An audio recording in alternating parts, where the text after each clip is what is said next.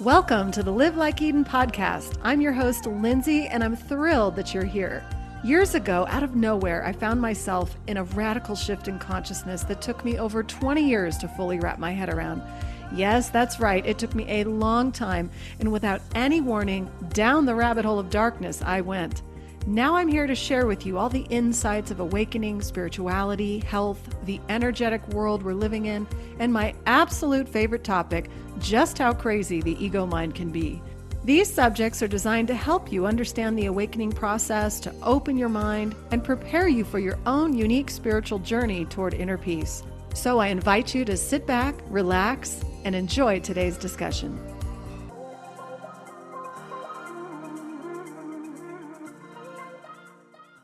Before we get started with today's show, I want to share with you something I've been working on. I have created a quiz just for you to see where you are on your own unique spiritual path. Everybody loves a quiz, right? You can go to my website at livelikeeden.com, click on the quiz pop-up, and answer 10 quick questions. You'll get an immediate response emailed to you with your results, a personalized podcast playlist including 5 Live Like Eden episodes that will offer you assistance where you currently are. And I've also thrown in a few bonus episodes that you'll receive a few days later. If you're a spiritual junkie, you're in the midst of awakening, or you're simply curious where you might be in your own spiritual process, check it out and feel free to share with your friends who might be interested too. Welcome back to the show, everybody. I got to tell you a funny story before I get into today's topic, but do you ever open up your microwave if you have one and go, what in the hell has been going on in there?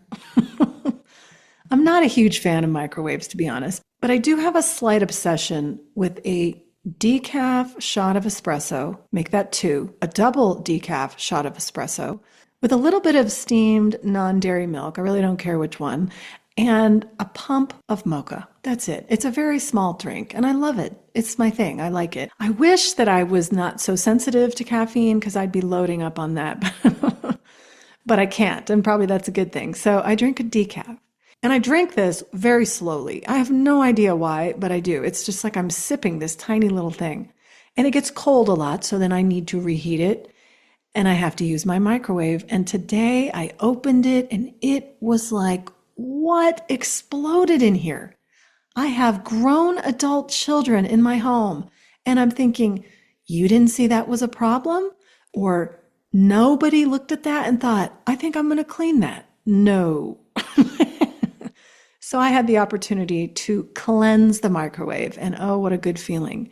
Anyway, I'm sure some of you can relate to that. But let's get into today's show. Last episode, I went over why we make awakening so hard. Why does the mind make everything so complicated? And I want to expand on something I said in that show. And often when I'm recording these shows, I will listen to what is coming out of my mouth. A lot of times it's just sort of a flowing stream of consciousness. Something will hit me and I'll go, oh, there's another show topic. And what I said in that show was something along the lines of asking you, the audience, have you ever, or do you notice that what you see in someone else that you dislike, like the most annoying traits of other people, and you really don't like it, but you do the very same behavior yourself? Ask yourself that. Do I do anything where I'm constantly annoyed by something, but I'm doing it? And you may not even know you're doing it because the mind is so interested in the projection and putting it out on someone else and then paying no attention to our own actions, right? And I mean, this is the way the world operates. The mind is a projection. It's constantly putting everything out into the world, and then we survey that scene, right? And we're interpreting the information individually. Our own individual thinking mind is interpreting whatever we see in front of us. And it's easier on so many levels to just put that blame and that projection onto someone else. So let's go into this today, and I want to get into 3 different areas of it because I know this is highly relatable. I know that everybody listening is projecting because that's the way our minds operate. The question is, are you aware of it or are you not?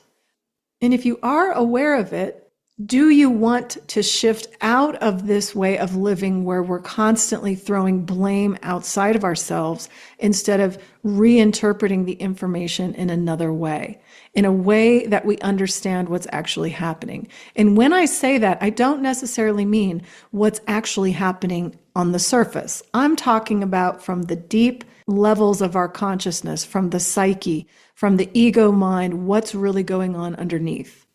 And when you go to those levels and when you go to the depths of asking that question, you begin to really understand why this world is operating the way that it is, and it starts making sense to you.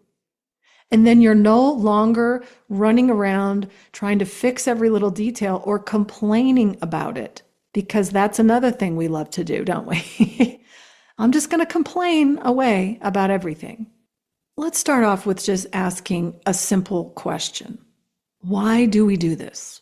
Why do we project blame or hide the things that we're doing? We keep them very hidden under a nice little security blanket within ourselves. And then we focus on the things that we dislike in others, and then claim that we don't do the very same behaviors. Now, I'm not suggesting that we all are doing every little behavior that everybody else is, because we don't. We all have different things, different interests and ways that we handle situations in the world. But the way that the mind operates is still the same. It's still a projection that we all share. One of the first things to point out is we do this behavior of recognizing things we despise, right? Because let's face it, let's be real, right? We all love to grab a hold of what we hate in somebody else. We just do. And that way we don't have to look at what's going on inside of us. It's just a great way for the ego to continue its game playing, its distractions. And as I say over and over again, it's really good at it. It's very, very good at it. And what's funny is you can be doing this whole thing, this game of projection. And I want you to think of it as, you know, the old projectors, the old film projectors, we actually loaded the film in. I mean, when I was a kid, they would bring the actual projector into the classroom and you'd see it, you know, beaming up on the wall or the screen if they had one and watch whatever movie they had. I think of the mind as that projector. It's the projector machine, and then you're witnessing an image out onto the world stage, whatever it is. It doesn't matter what it is. So if you think about it in those terms, you don't even know that it's happening, right? It's so automatic.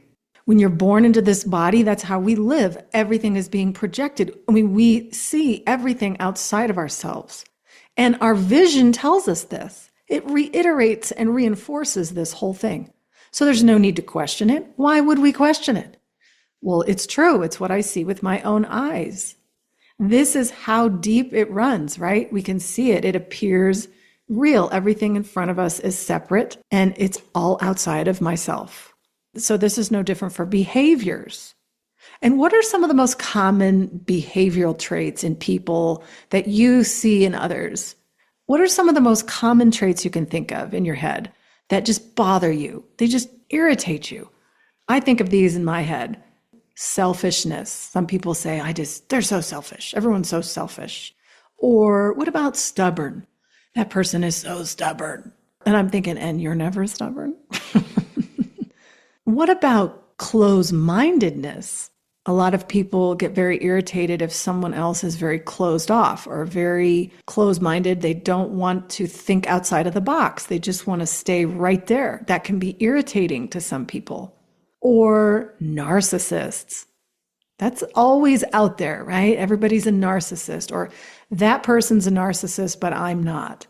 And I always find this one kind of comical in some way because there are terms used in the mental health world. I'm looking at this from a deeper perspective than that.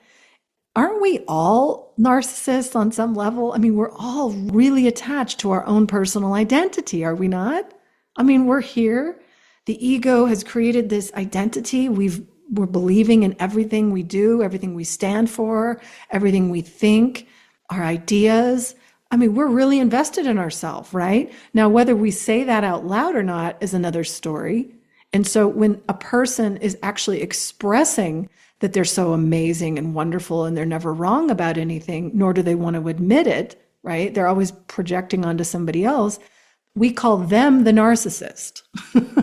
But really, we're all kind of like that. But some of us are just better at hiding it, right? We know not to say that out loud. But you have to laugh, right? Because on some level, we all have this. That's something that we all share while we're here. Everybody wants to talk about us being one. I'm thinking, yeah, we all share these crazy traits. And the main reason for this continued projection of seeing traits you don't like in somebody else and maybe seeing that you do the same thing or maybe not noticing that is the ego is working overtime to keep itself thriving. That's all. It's a simple, simple concept. Projection makes it so you don't look within, which is where all of the answers lie for your life to change. And I don't mean that your physical life will change or anything you're doing in the world. I'm focused on that you will choose another way of being, that you will choose that spiritual side of yourself as you live in the world and not pay any attention to the ego who wants to keep you distracted and putting blame on everyone else. Another thing comes to my mind about behavior, and this is big today because we all have a phone, right? Most everybody's got a phone. Kids have phones. Everyone's walking around with the screen. Now, there's huge benefits to this. There's huge benefits in communication that the phone is amazing, right? You're just walking around with your little computer. A lot of us get very irritated when we see other people just constantly on the phone, right? I mean, I raise my hand. I sit down with our family to eat and my kids just whip out the phones and just stare. And I'm like, hello, are we going to eat and have a discussion? Or are we going to just stare and scroll through reels? Which some of them are funny, but I still have a little of that old school mentality. It's like, can we connect as human beings with one another? Because yeah, you can connect with someone on the phone, but it's very different. The difference is the connection with someone right next to you. I mean, if you ever gone out to eat and you're sitting there or you're with your family or you're with someone else or you're by yourself, doesn't really matter. And you look over and you see like two people that might be on a date, right? They might be out on a date and there's no talking. And I see this with a lot of younger people. They're just staring at the phone. And I'm thinking, what's the point of going out together? I might as well just eat by myself and stare at my phone. But this is another behavioral trait, right? If I notice in myself, for example, that I'm, complaining about being on the screens too much, everybody stop, blah, blah, blah. I'm sure my kids are like, Mom, you do the very same thing. And I do. And they're right. I do. I find myself getting sucked into that thing sometimes. So it's about noticing that when I'm irritated with something else, I'm immediately turning it and saying, do I do that?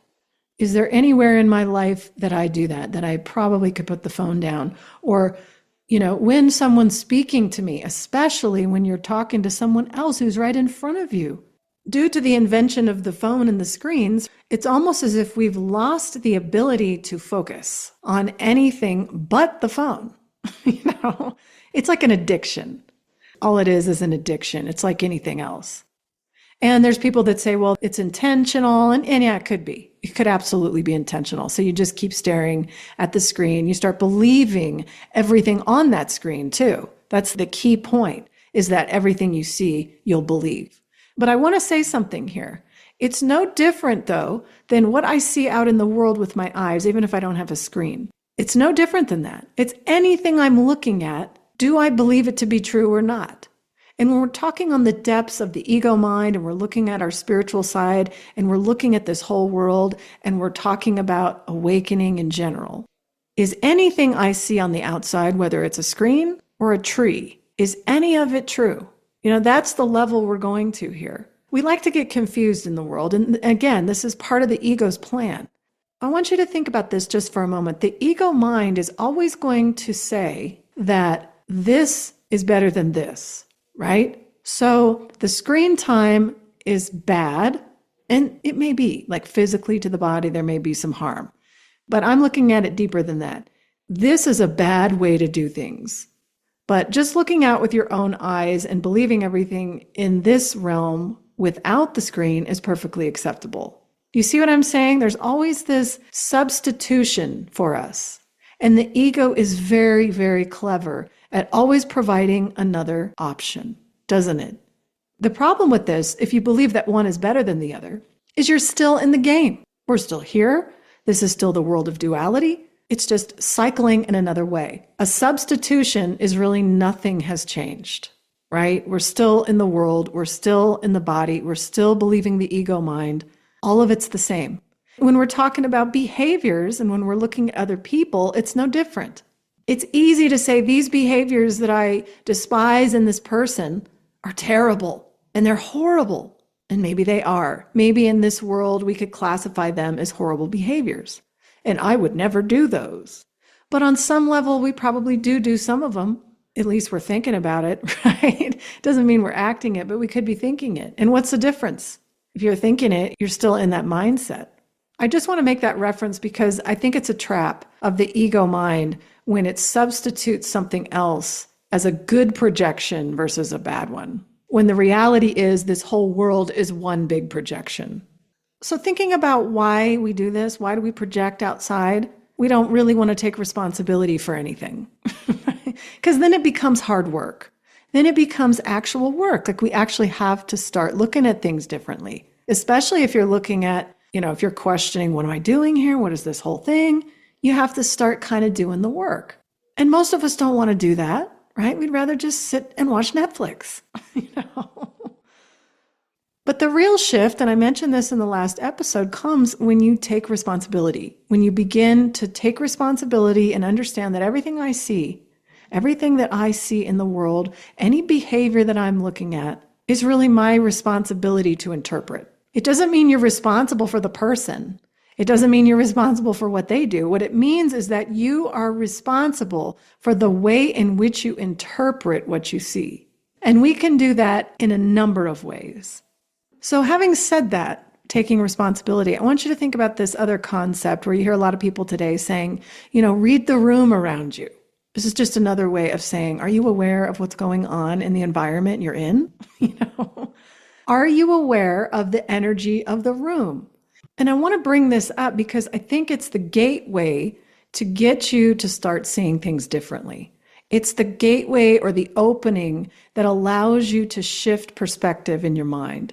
It's a way for you to start becoming aware. And I want you to think about two different scenarios and put yourself in these scenarios and ask, which one are you? Or do you go back and forth between these? Are you someone who is living in your head? Are you someone who is just literally listening to the thoughts going all day long? Are you believing what they're telling you? Do you buy it? Are you attached to everything going on in your mind? When you're in that way of being, when you go anywhere in your life, let's say you walk into an environment or you're going to a gathering, let's say you're going to a family gathering, and there's a lot of people there. Do you walk into that gathering taking that identity, that thought system with you? Do you stay in your thinking mind, listening to all the thoughts going on as you're entering the room, seeing everyone? Are you still in that story? So you're just taking your attachment to your identity, your belief in everything that's going on in your world or has ever gone in your world or may happen in the future, and you're taking that with you. That's how you enter a room. And when you do this, maybe you start talking about something that you're interested in and you start telling everybody about it. Maybe they care, maybe they don't, right? There's that way of being where everywhere you're going, you're just taking your image that you've created in your mind and projecting it out into the world around you. And it doesn't matter if the people around you are interested in what you're saying, if they share the interest, you're just spouting off information. How many of you have ever met someone you don't know? Let's say you're at a park or you're sitting on a bench somewhere and somebody comes up to you, you don't know them, and they just sit down next to you, you say hello, and then all of a sudden, this person who you do not know anything about continues to tell you their entire life story, and you have no idea what's happening, right? It's like this dumping of information onto somebody you don't know, and then they just get up and say, have a good day, and they leave, and it's like, what just happened? Have you ever had this experience? I have. I've had people just sit next to me and I'm like, whoa, what's going on? Like, and that's what I mean about you're living in your head, and then everywhere you're going, you're projecting your identity out onto everyone else without reading the environment that you're in or being aware of anything around you or even knowing if anybody else cares about what you're saying. Are you in a room of like-minded people that you could say that to? That's what I'm talking about. Or are you somebody who walks in your life in the back seat of the car? And what I mean by this is that you are relaxed in the back, watching, observing, taking in the environment that you enter. You're going into the gathering and you're seeing who's there. You're taking notice. You're feeling too the room. And I don't mean with your feelings, I mean feeling energy. Like, what's the tone? Can you pick it up? Because if you get out of your head and you learn to live in that way, you're just receiving information in the field around you. You just might feel it like, oh, something feels a little off here, or there's tension. Everybody knows what tension feels like. You could cut that with a knife, right?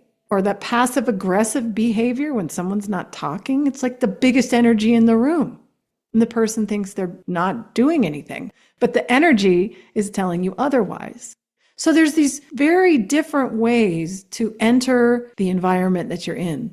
The first one being you're up in your head. You're identified with everything about you. You're the sole character. And then the other one is when you take the step back. You're sort of detaching from your thinking mind, even though your thinking mind is still there. You're just not grabbing a hold of it. You're not listening to it. You're actually just witnessing where you are. You're aware of your environment. You're aware of who's in it. You're aware if you could share a story about yourself that others might be interested in.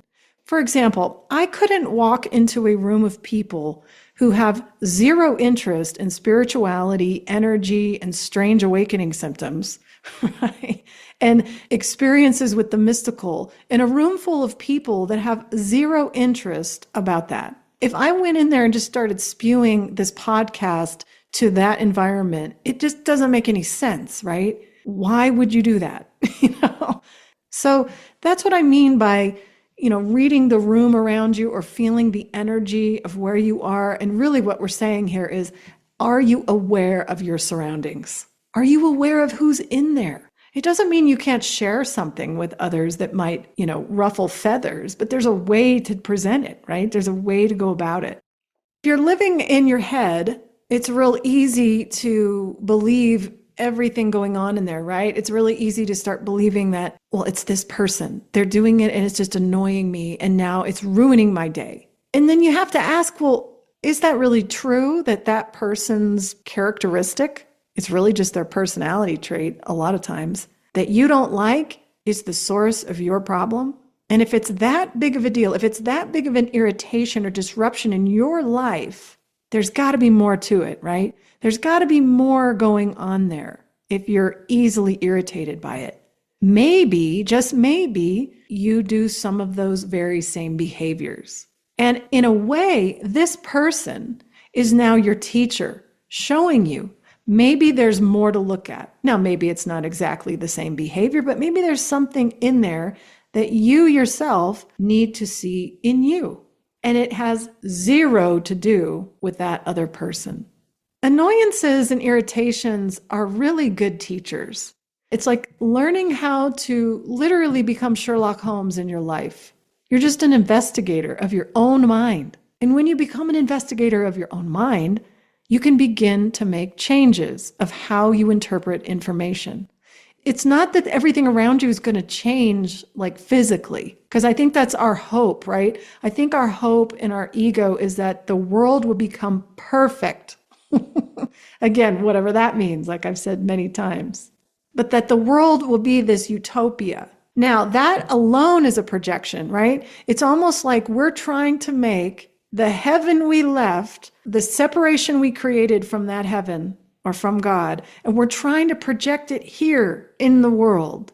So anytime you start hearing people talk about, we need to bring heaven to earth, or we need to do this here on earth, is kind of that memory of our home in God. It's like we're remembering that there's a Godhead. Instead of trying to undo what we see in front of us, right? Because it's like the peeling away of the onion, all the layers of falsehoods that the ego has created in our identities. All of that is peeling away until we return home. Instead of that process and going through that whole thing, at some point, we want to take the concept of utopia or perfection in heaven and bring it to the dream or bring it to the dual world. You see it all the time. It's one of the things that the ego is very good at. Well, we can have perfection and utopia here with everyone. I mean, I don't think that's ever happened. And I don't always trust that what we're being taught about history is true, but I still have to believe that the conflict that we see in other people is really the conflict we have in our own minds. And that's this whole battleground between choosing the ego or choosing our spiritual side. You can start thinking about moving around in your life and reading the environment that you're in. You can do this all the time until it becomes like riding a bike. It's just how you are. There's no thought process involved. You literally become this. It's not like you have to think about it anymore because it has shifted so much. So when you see yourself and you're in a room and you notice these things in other people, right? Because now you're really reading the room and you're noticing things outside of yourself. You're noticing not only what you're doing, but you notice what other people are doing, and you probably see the things that irritate you, right? Because that's just the normal everyday experience of a human being. We get irritated. When you're looking at it from this perspective now, we're kind of stepping back and we're living in the back seat, and you can start noticing if what I'm irritated by is what I do. And if you've ever done this in your life, where you've taken responsibility and said, you know what, I do that all the time. Let's say this, you get mad at somebody because they don't listen to you. They're not listening to me. Then you can go back and say, well, maybe I don't listen to other people. Maybe that's why I'm seeing it. Maybe it's actually a clue that is going to help me see what I can do differently in my own life. And if you begin to see this, you can start making some serious changes in your life, all the way on the surface to all the way deep down to the spiritual level. You can make huge shifts in your life.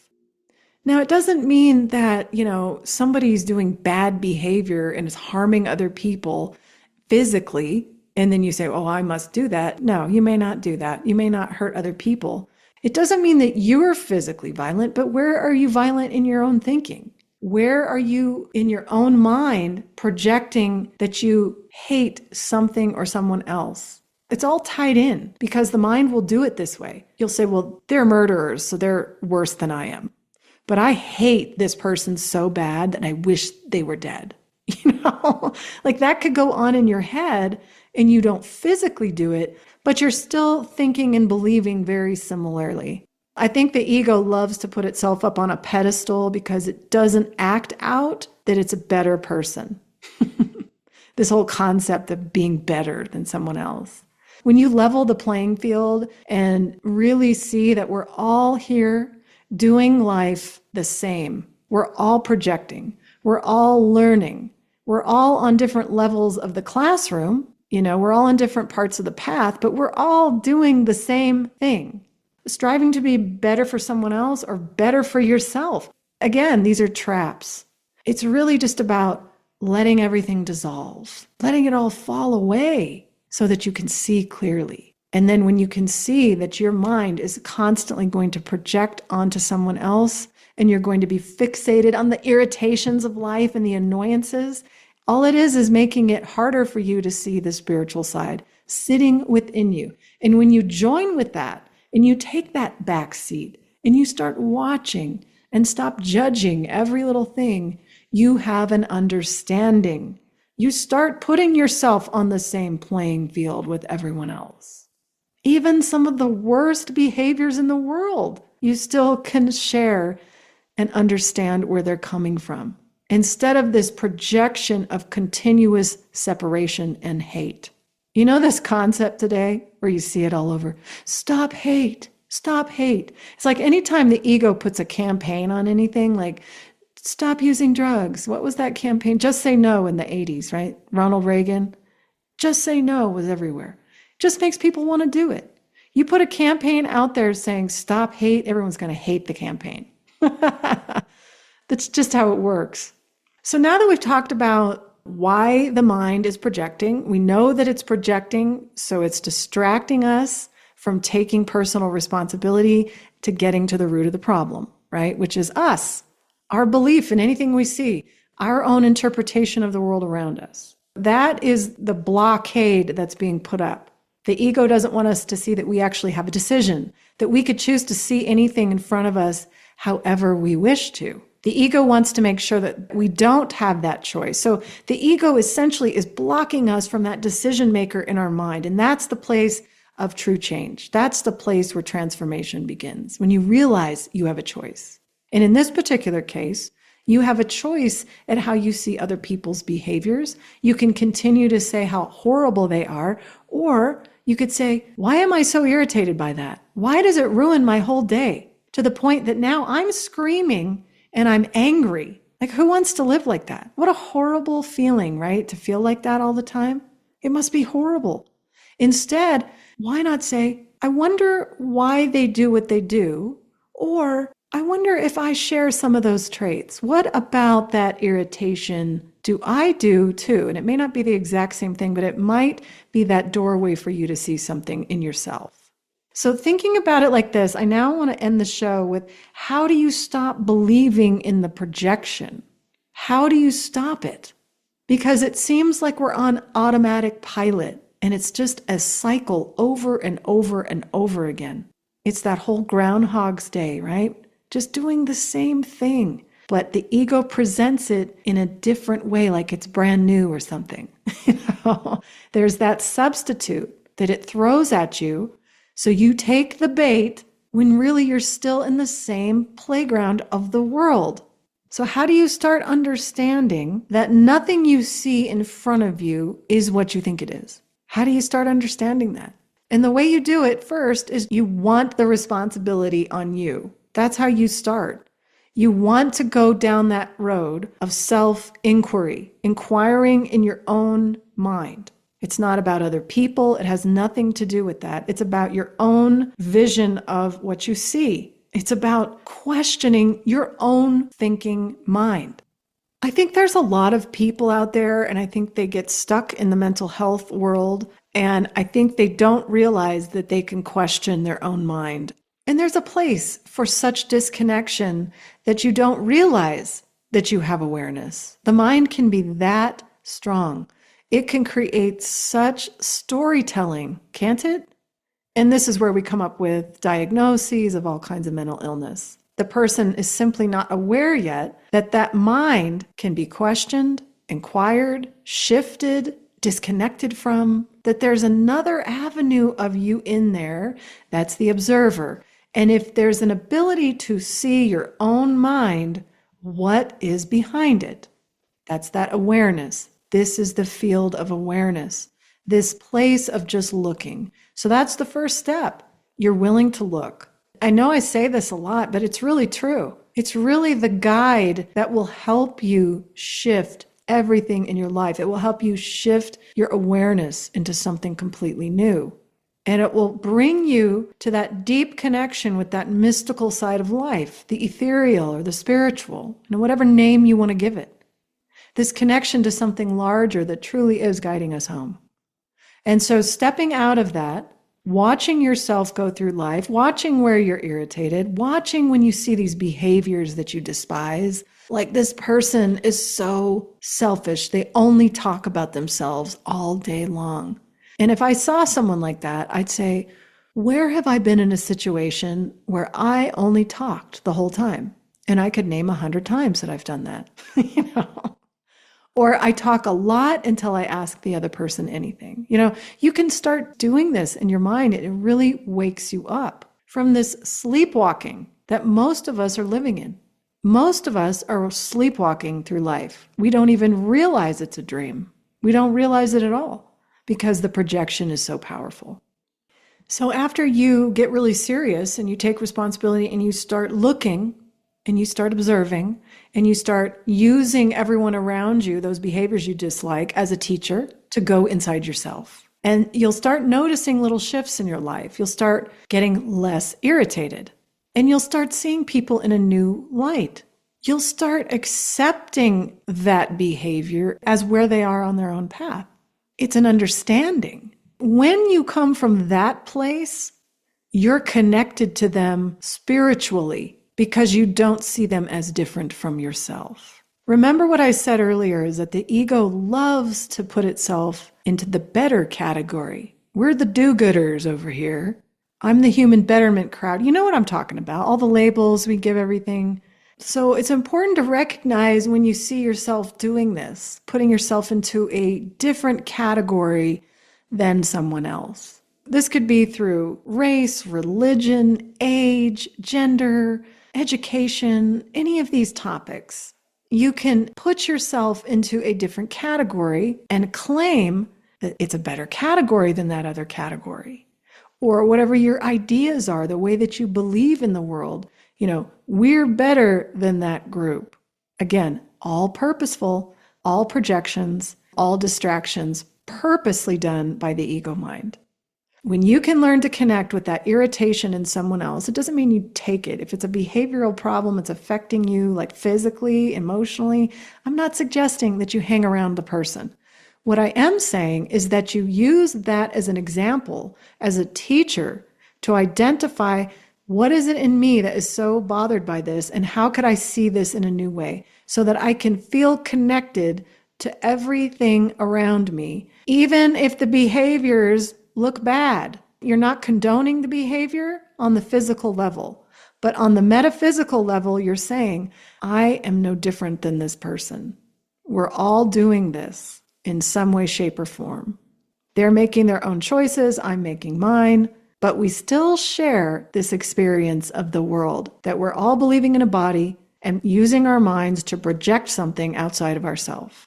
And that we share. And we also share the answer, which is connecting to the spiritual side to wake up from the projection, right? Because the question that I asked was, how do we stop believing in the projection? And that is choosing spirit in your life, taking that back seat and watching and finding the depth underneath what you see. Because if nothing we see in front of us is true, that means that the behaviors that this person is doing that are bothering me isn't true either. On that metaphysical level, it's not true. There's where the connection is. They're doing what they're doing, I'm doing what I'm doing, and we are no different. All the surface level talk, all the groups and labels that the world puts on us, you know what they are. They're everywhere. It's all a distraction from the real truth that's sitting within each of us, which is to choose spirit, choose another way, choose that compassionate, loving, kind side within us that sees us all the same. No matter what we look like, no matter what our behaviors are, no matter our age or our career choices or whatever our ideologies are or our beliefs in the world. None of that really matters because we're all here doing the same exact thing, projecting onto someone else. I want you to think about going through your life, like take a day, just go through one day in your life and say, tomorrow I'm going to get up and I'm going to be the observer all day long, everywhere I go. I'm going to detach from the story of my life, right? That saga or that amazing heroic journey, whatever your story of yourself is, right? Your identity. I'm going to drop it today. And I'm going to enter everywhere I go, watching, feeling, reading the room, noticing, without judgment. Just try it. Try that in your life. What happens when you do this? Do you become more connected or disconnected from people around you? It's a really good exercise to do. I know a lot of people like to meditate. I call this a moving meditation. It's your moving meditation of everyday life. And if it's true that we have to meditate to get to God, I don't think so. Because we can actively do meditation, a moving meditation, be completely aware as we are living our everyday life. There is no reason that we can't. We are simply choosing not to most of the time, right? Because it's easier. It's easier when the world gets crazy to blame the world, when I could just simply use it as a teacher to look inside myself and say, is what I'm seeing in front of me true or not? Is what this other person doing in front of me that I can't stand, I hate the trait so much, am I doing some of that? Do I have that in me too? Can you now see the actor on the stage of life? Can you see yourself as that actor or actress on the stage? Can you start seeing how everything is sort of a major production? Many people discuss how the world is controlled and that everything is a controlled system that we're living in. That all may be true in the world. But can you see the production of your own mind? Can you see the production of the collective mind? And then, can you see that it's all there to wake you up? That spirit is actually going to use all of those things that you think are outside of yourself, and it's going to turn it upside down and show you that you are responsible for that projection. You are responsible for the interpretation. And then when you know that you're responsible, you know you have a decision. And that decision is powerful. It empowers you to choose another way. It gives you the ability to choose an easier way to live, where you're not so set off by what other people do, because you know that not only have you done the same thing or do the same things, but you're on the same playing field. You're no longer looking through a lens of hierarchy, because that's what the ego will want us to believe, that there's a betterment path. And because I'm better than you, I'm getting into the kingdom before you. So whether you're irritated by people who are selfish or stubborn or close-minded, or they have a big ego, just remember it's a teacher. We all have a big ego. We all have that in us. When you recognize it in someone else, you know it's in you, and then you can choose another way. It's a teacher. Use everything in the world as your classroom. And that's the shift, that you are now seeing what's in front of you to learn something or unlearn something about your mind. It's that gateway into dissolving the falsehoods, dissolving everything you thought to be true about your personal identity. And then once those layers start peeling, you can't stop them. Once you see something, right? Once you see something, you can't unsee it. And this is the awakening. This is the pathway to who you truly are.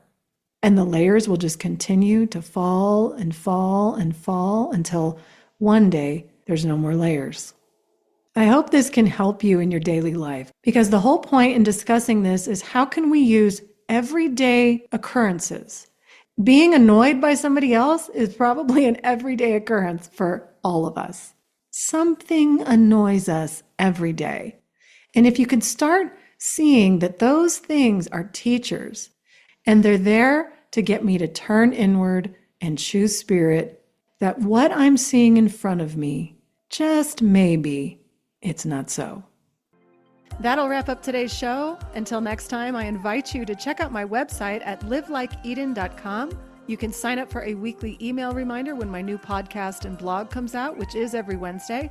If you are struggling with your own awakening process and you need further assistance or guidance, you can also sign up for a free consult, and I would be more than happy to work with you. If you're enjoying the show, I ask that you share it with others that you think it might benefit. Until next time, thank you so much for listening.